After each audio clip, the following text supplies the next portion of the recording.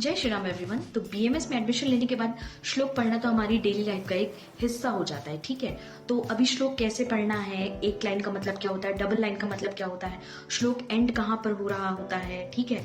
और हमें कैसे पहचानना है कि उस श्लोक का रेफरेंस क्या है। नंबर्स लिखे होते हैं बट हमें समझ में नहीं आता कौन सा नंबर क्या डिनोट कर रहा है।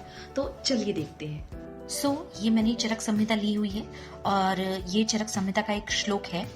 जहाँ से श्लोक शुरू होता है ना, तो श्लोक के बाद जब आपको ये पहली लाइन दिखाई देती है ना, इस तरह की ये जो पहली लाइन दिख रही है, इसका मतलब ये श्लोक का पहली लाइन है, यानी कि ये आधा श्लोक है, ये कंप्लीट श्लोक नहीं है। श्लोक जब कंप्लीट होता है तो उसके लास्ट में आपको इस तरह से डबल लाइन दिखेगी, ठीक है। डबल लाइन दिखेगी और इनके बीच में नंबर दिखेगा।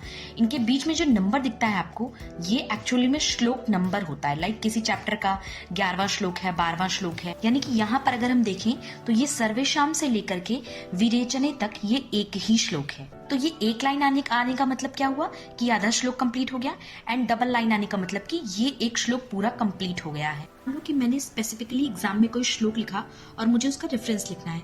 रेफरेंस बहुत जरूरी माना जाता है बीएमएस में, क्योंकि उससे आपको अच्छे मार्क्स मिल सकते हैं और कभी कभी वो वाइवा में रेफरेंस पूछते भी हैं। तो फॉर एग्जाम्पल चरक सूत्र स्थान के पहले अध्याय का 12वां श्लोक मैंने लिखा है, तो मैं इसका रेफरेंस कैसे लिखूंगी? चरक सूत्र स्थान का सु, और जैसे कि मैंने कहा कि मान लो कि पहले अध्याय का 12वां श्लोक, तो मैं लिखूंगी 1/12। तो ये होगा पूरा सही रेफरेंस लिखने का मेरा तरीका।